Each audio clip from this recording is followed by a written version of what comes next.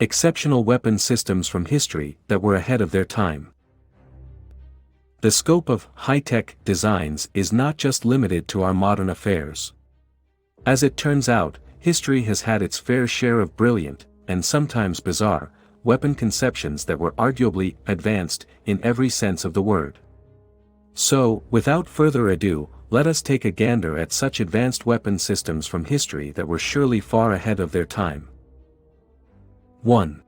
Gastrophetis, probably invented in late 5th century BC. Literally translated to belly releaser, the Gastrophetis was an ancient handheld crossbow-like mechanism described and drawn in a detailed manner in Heron of Alexandria's compiled Bellopoeia. In terms of design, this crossbow weapon was cocked in a unique manner by placing one's belly along a concave groove at the rear end of the stock, hence its name, and then pressing down with his manageable strength. So, in other words, more potential energy was stored as compared to the single arm of the archer when using a hand bow.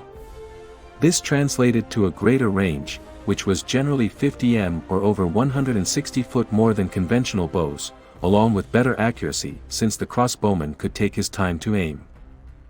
As for its historical context, the Gastrophetis was possibly invented between the period of 421 BC to 401 BC by Zopyros, a Pythagorean engineer from southern Italy. The weapon was perhaps used in a successful manner during the siege of Motia, a Carthaginian island fortress, in 397 BC. And the technology was perfected even more by the later decades, with Gastrophetis' possible usage by Alexander's army during the siege of Tyre in 332 BC. 2. Chikunu, probably invented in 4th century BC. While our earlier mentioned Gastrophetis was a precursor design to crossbows, there was another ancient weapon system that went beyond the limitation of crossbows and their cocking times to account for a semi-automatic mechanism. The end result was the Chikunu, or zhuge nu in Chinese, a repeating crossbow that could fire up to 10 steel-tipped bolts in succession, in just 15 seconds. As one can comprehend from the above image, this semi-automatic weapon was operated by holding the stock in the left hand and then working the rectangular lever, in a forward and backward manner, with the right hand. So, unlike the regular crossbow which was usually supported by the shoulder, the balance for Chikunu was kept by only using the hands. This drawback was more than made up for with the sheer firing rate of the mechanism, that could usually discharge successive arrows within an interval of 2 seconds. This however curtailed its effective range at around 75 yards, given the limited potential energy being produced by the internal mechanism.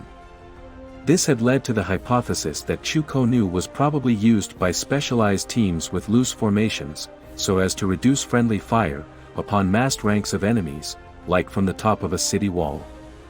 In that regard, the earliest evidence of the weapon had been found to date from 4th century BC, though its effective design was probably perfected by Zhuge Liang, 181 to 234 AD, during the Three Kingdoms period in China.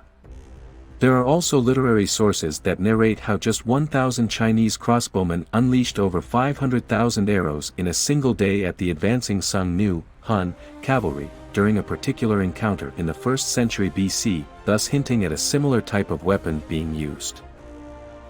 3. Polybolos, probably invented in the 3rd century BC.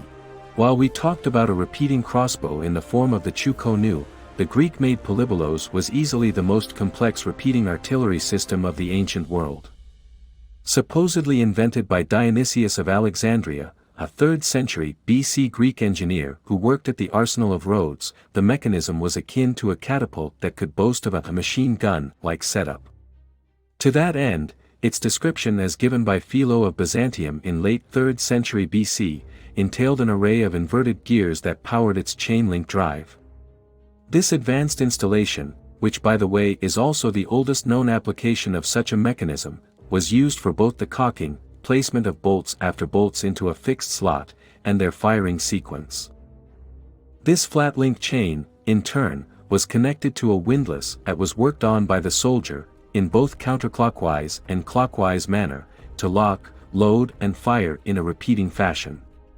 To that end, the repetitive ambit itself was achieved with the help of a wooden magazine designed over the mensa, the box that houses the bolt before its firing, that could easily store over a dozen bolts.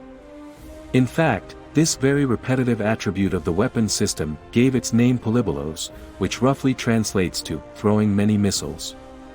And if interested, you can also take a gander at other Greek and later Roman artillery pieces that may have been inspired by the use of such torsion-based mechanisms.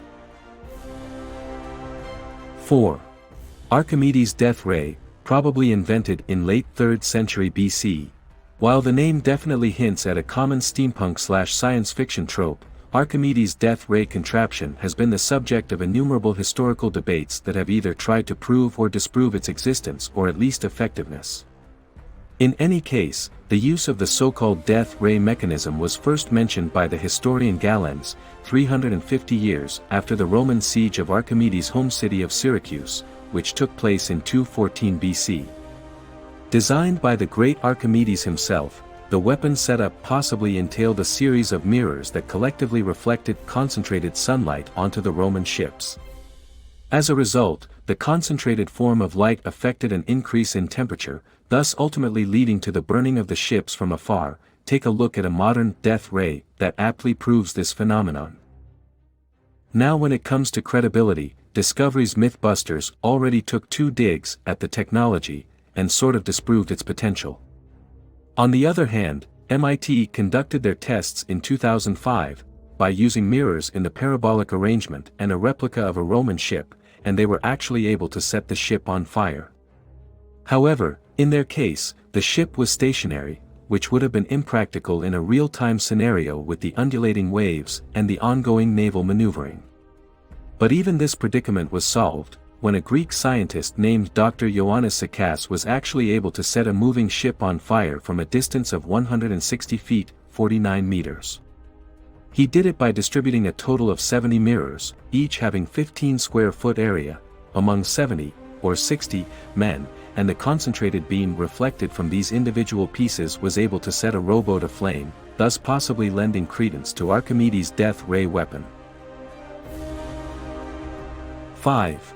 Giant warships, probably engineered by 3rd century BC.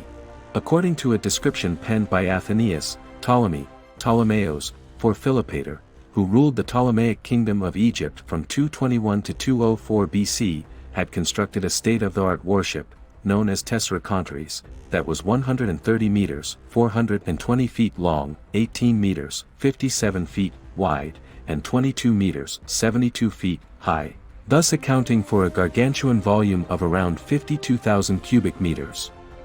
To complement this gigantic size, the warship was supposedly driven by a set of 4 steering oars that were 14 meters, 45 feet long, and accompanied by 40 tiers of oars.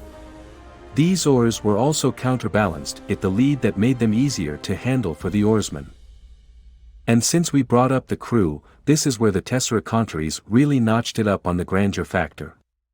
According to the aforementioned account, the giant Hellenistic warship with its 7 rams was supposedly manned by 400 sailors, for rigging and regulating the sails, 4,000 rowers, for handling the oars, and 2,850 armed marines, thus accounting for a total of 7,250 men, which is more than the crew numbers required aboard the largest existing aircraft carrier in the world.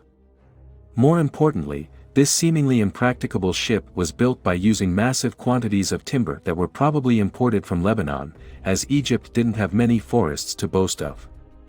And what's more, there are also other accounts for such imposing crafts from the ancient world, including a special ship that had a huge catapult, designed by Archimedes himself, that could hurl 55 kilograms, 120 pounds stones over a distance of 180 meters, 600 feet.